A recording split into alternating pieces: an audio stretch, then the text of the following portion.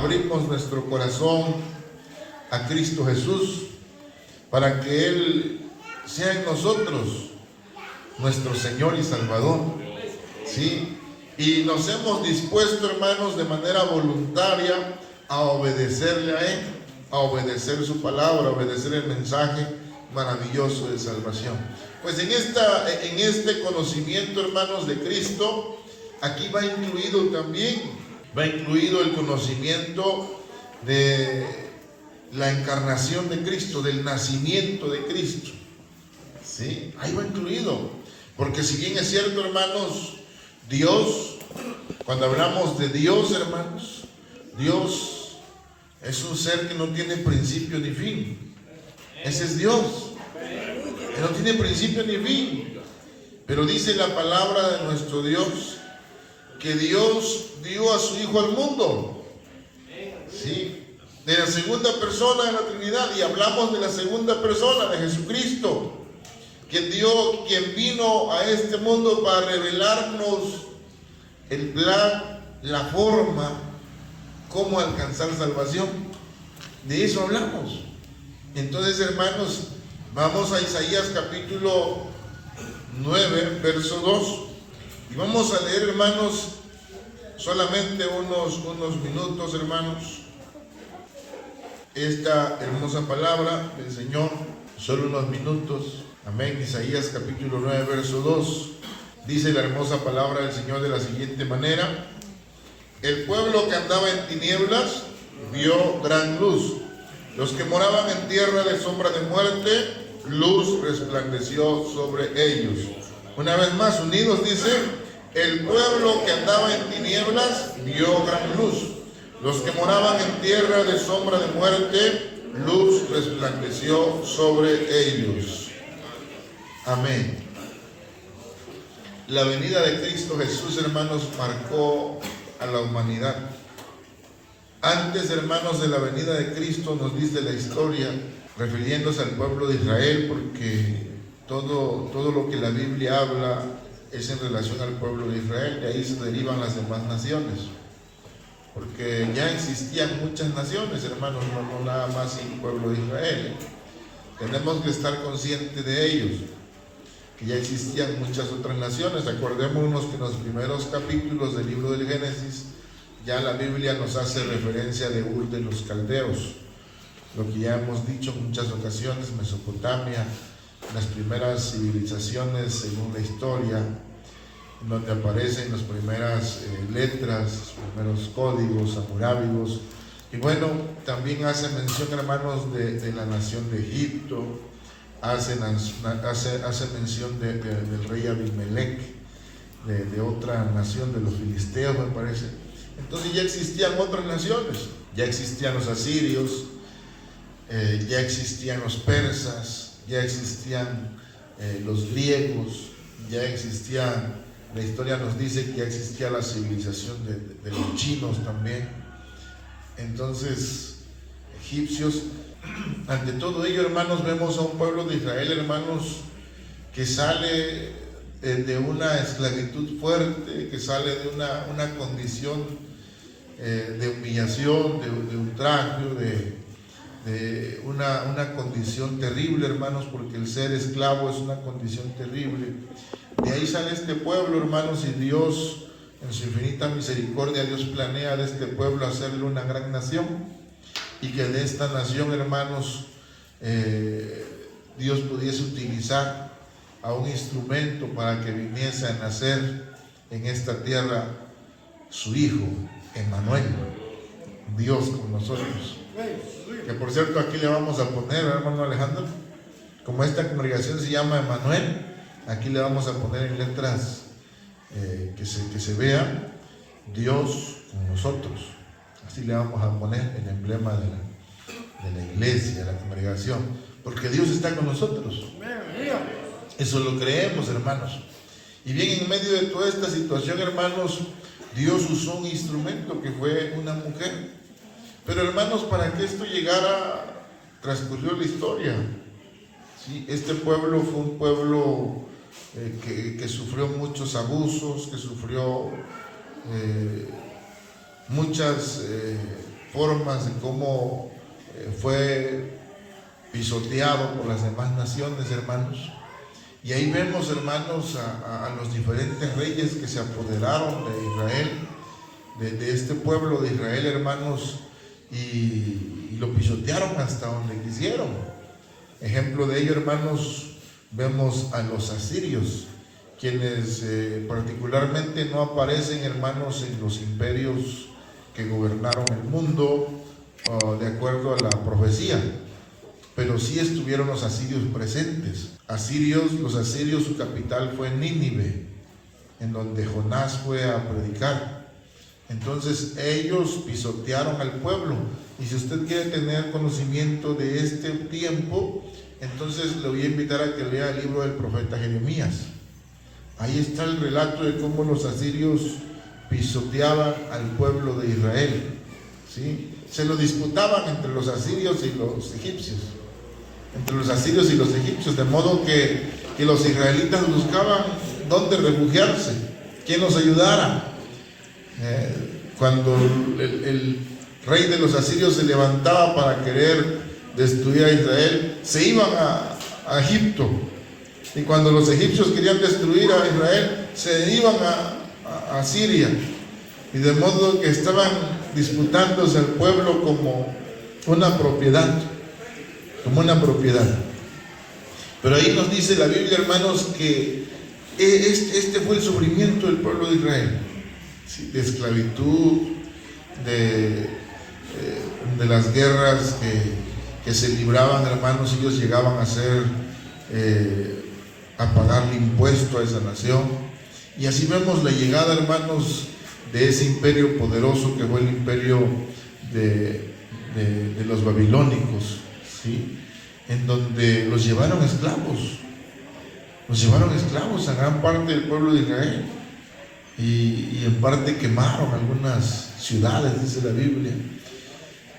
De forma, hermanos, que este pueblo pasó un tiempo, unos años, después de estar bajo el gobierno de los asirios, pasó al gobierno de los medo-persas, siguió siendo esclavo.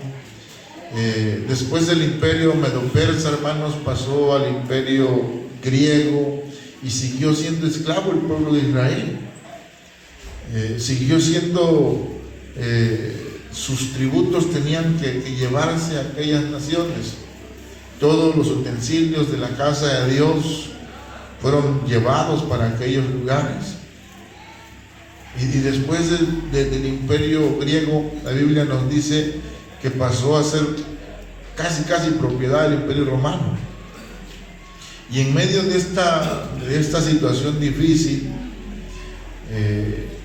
en medio de este tiempo en el que las personas, la gente de Israel, no tenía esa libertad para vivir como libre y soberano, como estamos nosotros ahora los mexicanos, ¿verdad? Los mexicanos somos libres y soberanos, la nación libre y soberana. Somos libres nosotros. Agarramos, pagamos boleto de avión y nos vamos de aquí a donde le gusta. Arriba ese Toñito, a Tijuana, a Mexicali, Matamoros, a donde usted quiera ir. Nos agarran por este lado del sur, ¿no?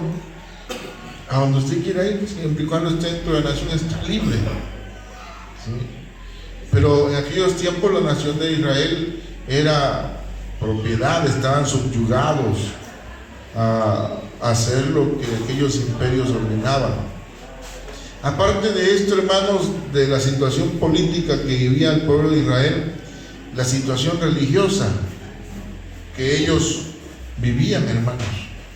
Porque acordémonos que cuando un pueblo, una nación entraba a gobernar a los otros, imponía su autoridad religiosa también.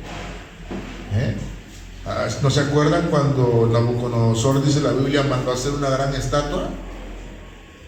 Y ordenó que todas las personas, pueblos, naciones y lenguas, ¿qué tenían que hacer? Tenían que adorar, postrarse al sonido de la bocina, postrarse ante la estatua. Ellos imponían sus leyes. Entonces era algo tremendo, hermanos.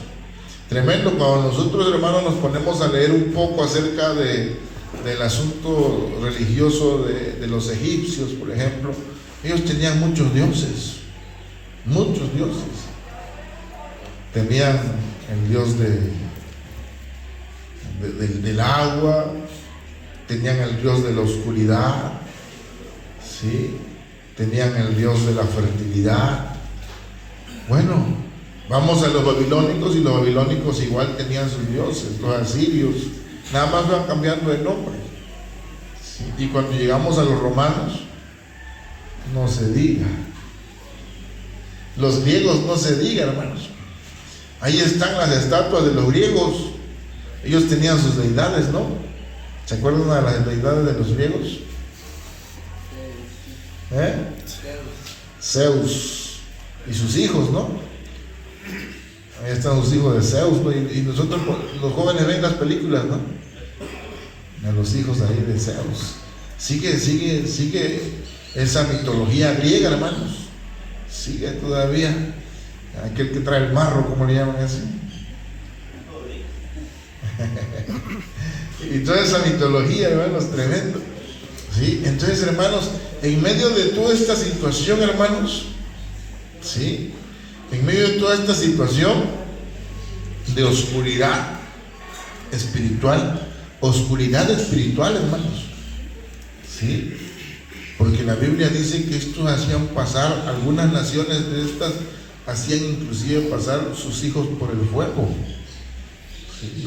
Lo sacrificaban a sus hijos, ¿sí? Esto, hermanos, la Biblia nos dice que antes de la venida de Cristo en este imperio romano hay un tiempo, hermanos, en el cual se pierde esa visión, esa guianza de Dios para el pueblo de Israel. Hay como un tiempo en que Dios guarda silencio. Dice la historia que son 405 años de silencio. Y el pueblo de Israel empieza a pasar una prueba tremenda. Si usted lo quiere leer, busque en su Biblia, libro apócrifos, primera y segunda de Macabeos, en los libros apócrifos que son historia.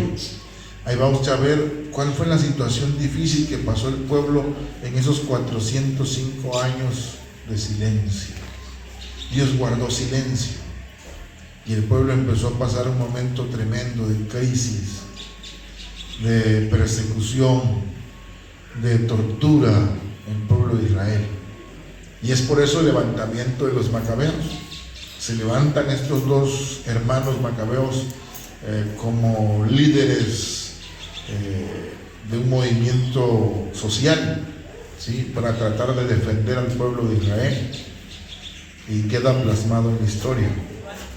En medio de toda esta persecución, de esta tortura, el pueblo, hermanos, dice la Escritura, el pueblo que andaba en tinieblas, al igual que en los tiempos de la esclavitud egipcia, cuando la Escritura nos dice que el pueblo clamaba por redención, clamaba por libertad, porque no era fácil, hermanos, no era fácil. Imagínense despertar y estar pensando en el látigo. No estoy hablando de la esposa, ¿no ven? Porque luego los taxistas dicen, cuidado, viene tu látigo. No. Estoy hablando del látigo real, de pedazo de, ¿cómo se le llama látigo? El lechuguilla, ¿sí? Estoy hablando de ese látigo en la espalda todos los días. Estar pensando que un pequeño error, que mirar mal al capataz tantito, hacerle un gesto al capataz, le va a caer. O sea, era algo triste, hermanos. El pensar que los niños que ya empezaban a trabajar tantito ya, también al campo de trabajo, y el látigo a la espalda, era algo triste, algo desagradable. El pensar que la esposa también tenía que ir a trabajar, y látigo, ya una situación grave, tormentosa. porque sabían que toda su vida, desde que empezaban a trabajar hasta la muerte, era esclavitud. Entonces ellos empezaron a elevar su clamor a Dios. En medio de este tormento, de esta situación, ellos clamaban a Dios por su libertad. Miraban, levantaban sus ojos al cielo, esperando la redención. Al igual que en estos tiempos, en el tiempo antes de la venida de Cristo, se vivió, hermanos, una oscuridad espiritual tremenda, en el cual el pueblo de Israel veía que Dios guardaba silencio. Guardaba el silencio. Y había una preocupación, había una desesperación en el pueblo. Yo pienso que de la misma manera ellos clamaban, ellos suplicaban, porque fuera enviado un Salvador, alguien que los libertara de esa situación tremenda. Y andaban en tinieblas, en oscuridad, andaban en esta situación tormentosa. Por eso dice la Biblia, dice las Santas Escrituras, que el pueblo que andaba en tinieblas, el pueblo que andaba en tinieblas, ya no tenían dirección. Andar en oscuridad es algo temeroso, ¿sí? Amén. Pero dice la Escritura en Gálatas 4:4. Viene a mi mente esa parte del canto, el himno de victoria, que dice, me parece en una estrofa, que cuando Dios guarda silencio, ¿por qué dice? Es porque está trabajando. Es porque está trabajando. En las relaciones internas de la Divina Trinidad, hermanos, allá en el cielo, allá se planean muchas cosas. Allá se planean muchas cosas. Y cuando nosotros pensamos que Dios está en silencio, Él está planeando algo grande para la tierra. Aleluya. Y lo estamos viendo, hermanos, en los momentos, en los tiempos actuales, hermanos. Ahora que la gente se había acostumbrado por años a hacer lo que quisiera, lo que quería. La gente se había acostumbrado y hacían sus cosas, sus carnavales como quisieran. En este tiempo, hermanos, estos últimos tiempos lo hemos visto. Dios no ha quedado silencio. Hicieron su carnaval ahí en Brasil, ¿no? ¿Qué pasó? Una respuesta inmediata, contundente, hermano, fuerte, ¿sí? Estaban haciendo su fiesta allá en Israel y una respuesta contundente. Hicieron su carnaval en Acapulco, ¿no? Y la respuesta contundente, hermano. O sea, llegó el tiempo en que se acabó el silencio. Se acabó el silencio. Hay una respuesta contundente de Dios. Y eso es lo que vemos, hermanos, que cuando llegó el cumplimiento del tiempo, hermanos, hubo una respuesta contundente de Dios. Cuando vino el cumplimiento del tiempo, dice, Dios envió a su Hijo. Aleluya.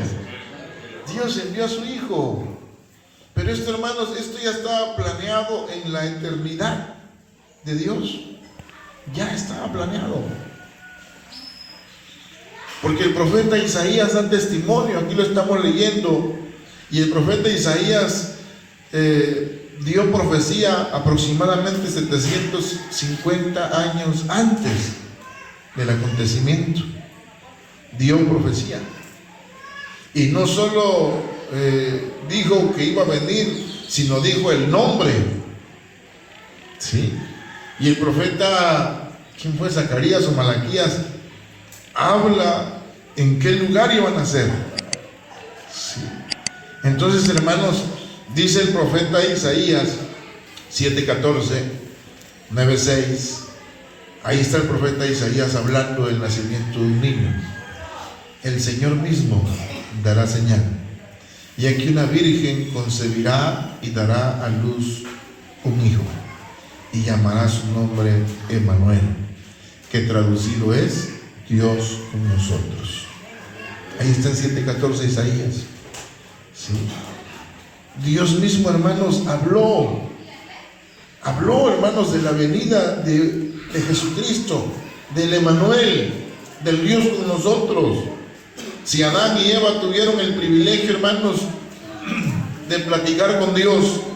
Si Adán y Eva tuvieron el privilegio de caminar, estar acompañados en el huerto con Dios, nosotros tenemos también ese privilegio de que Dios está con nosotros. Porque el Emmanuel, hermanos, Jesucristo no vino y se fue, sino Él dice en su palabra: yo estaré con vosotros todos los días hasta el fin del mundo. Hay una promesa en la Biblia dada por nuestro Señor Jesucristo, que Él estará con nosotros todos los días hasta el fin de los tiempos. Aleluya.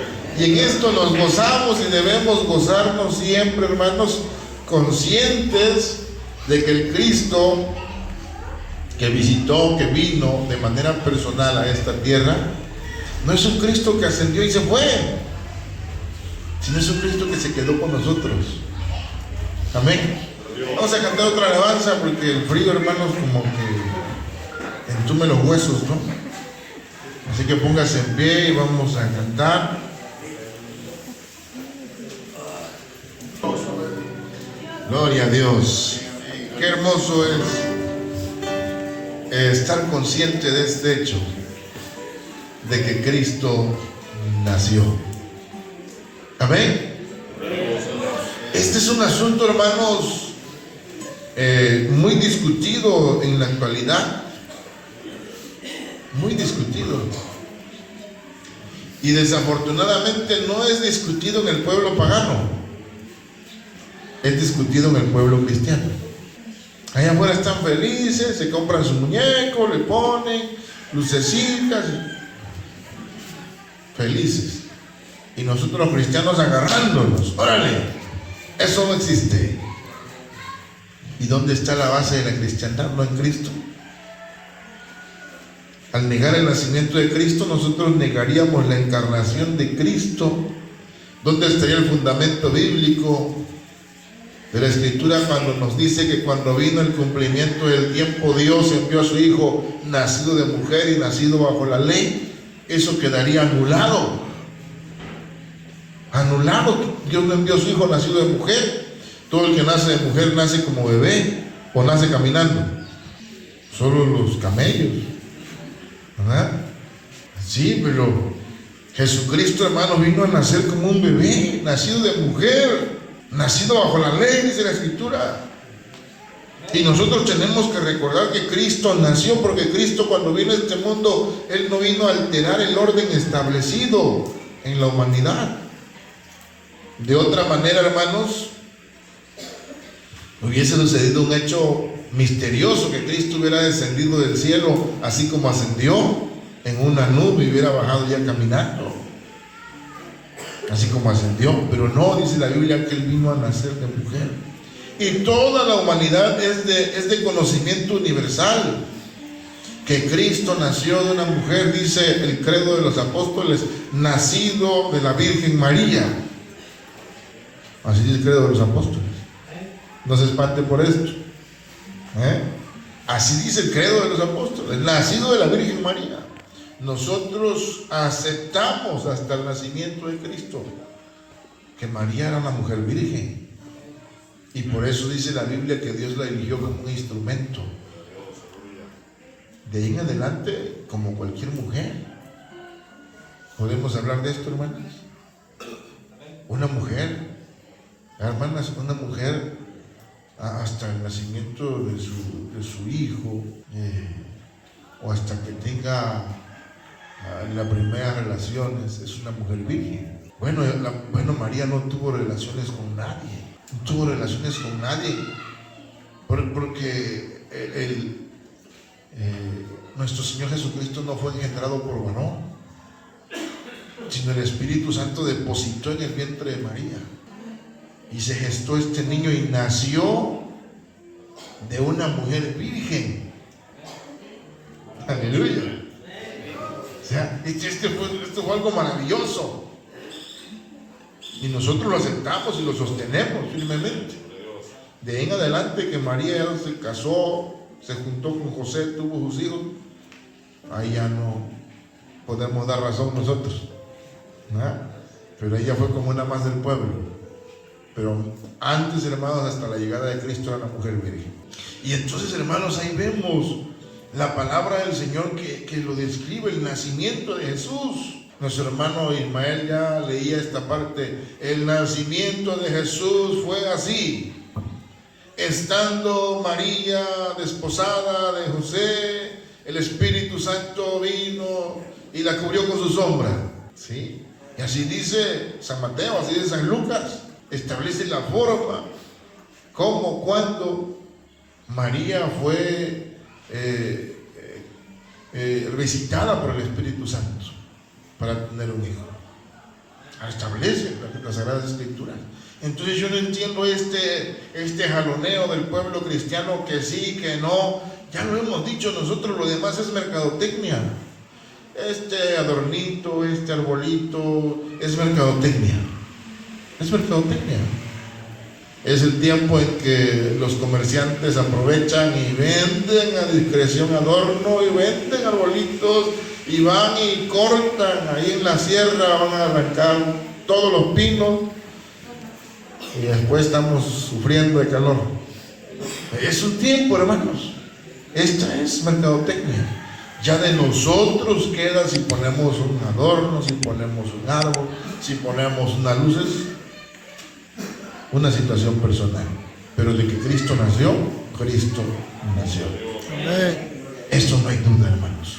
Si fue en diciembre, si fue en septiembre, si fue en octubre, tampoco estamos en discusión. ¿Sí? No hay discusión. ¿Sí? Pero para nosotros mexicanos, al grito de guerra, como decía un predicador, decimos pues 24, pues 25. Y ya, si en otra nación quiere decir, no, pues en octubre, 15 de septiembre, pues que lo hagan ellos, ese día es mi cumpleaños, pero se los doy.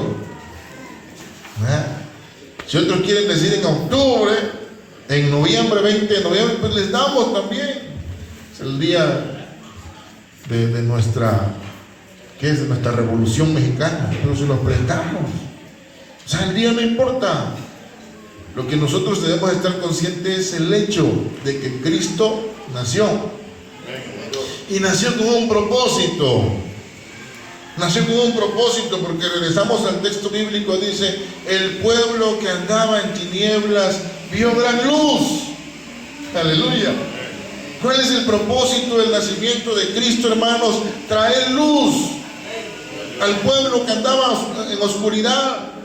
Traer luz a la gente que anda en tinieblas, porque la Biblia dice que el hombre, cuando anda en su pecado, anda como a tientas, al mediodía anda ciego. Anda ciego. Haga usted la prueba y un día despertando de la cama ahí en su casa, amárrese un pañuelo sin ver nada, ¿dónde está? No, porque es una trampa. Ver dónde está y ahora sí me lo amarro el pañuelo. No. Despertando, amárrese un pañuelo y órale a caminar, póngase a hacer su taco. Anda en tinieblas, no va a encontrar nada. Lo que va a encontrar es su muerte si se cae de la azotea. ¿Sí? Pues así andaba el pueblo antes de Cristo, andaba en tinieblas, dice la Escritura, andaba en oscuridad. Así andaba el pueblo. Pero cuando Cristo vino, encontró la luz, porque Cristo les dijo, les reveló, hermanos, la forma como alcanzar salvación. Es por eso que muchos hombres aprovecharon y entonces llegaban a Jesús y decían: maestro bueno. Y se paró otro hombre rico, un joven rico, y corriendo subió a los pies y le dijo: ¿qué haré para heredar vida eterna? Ellos aprovecharon esa oportunidad porque veían en Cristo la luz, ¿sí? El que podía iluminar sus conocimientos y revelarles que había más allá de lo que al hombre le es dado a entender. Y Cristo les empezó a revelar. Y a uno que se acercó ahí, que era maestro de la ley, que también le dice: maestro, ¿qué haré para heredar vida eterna? Los mandamientos, ¿sabes? Y empezó aquel hombre todos los mandamientos. Y al terminar de decir todos los mandamientos, le dijo: no estás lejos del reino de Dios. Esa fue la respuesta: no estás lejos del reino de Dios. Y a otro le dijo: ve, vende lo que tienes y dáselo a los pobres y sígueme. Pero él no entendió. Él dijo: yo dejar todo lo que tengo. Es como nosotros, hermanos.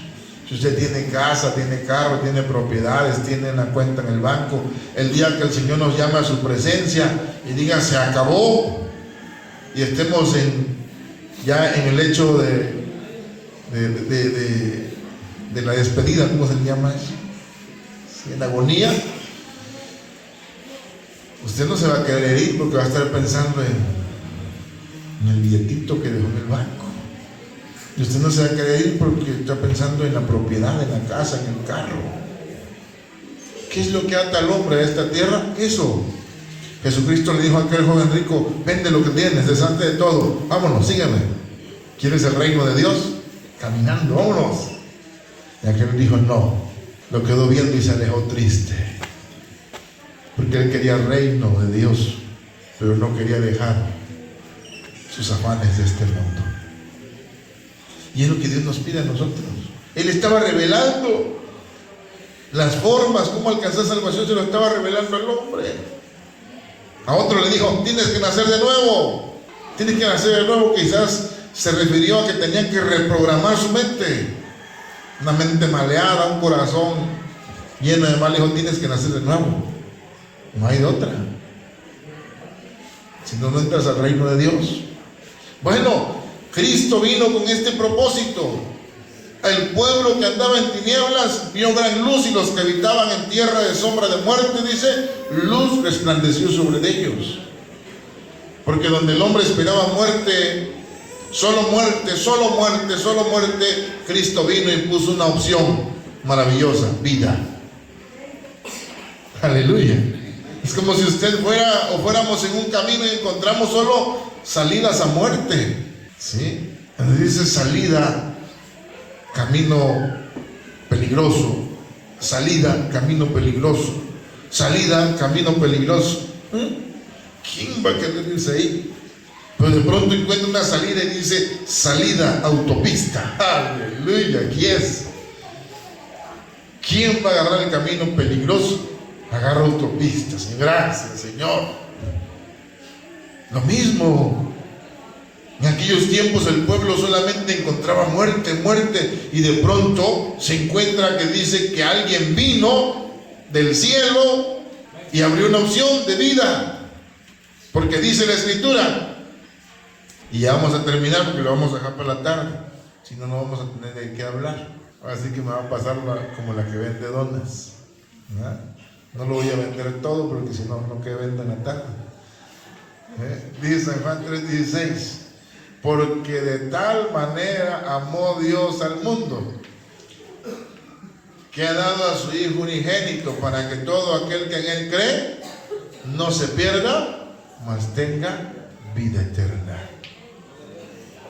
Aleluya. De pronto la opción: envió Dios su Hijo al mundo. ¿Y dónde está su Hijo? ¿Verdad? ¿Y dónde está su Hijo? Ese Hijo que Jesucristo mandó a este mundo. La gente de aquellos tiempos estaba esperando. Dice que va a venir un Mesías, dice que va a venir y se llamará admirable, consejero, Dios fuerte, Padre eterno, príncipe de paz. Así se va a llamar. ¿Dónde estará? Y había hombres que estaban observando el cielo. ¿Dónde estará? Lo vamos a ver por la tarde. Continuará por la tarde. Amén. Y de ahí vamos a continuar con la enseñanza. Gloria a Dios. Cantamos otra alabanza y con esto damos gracias al Señor.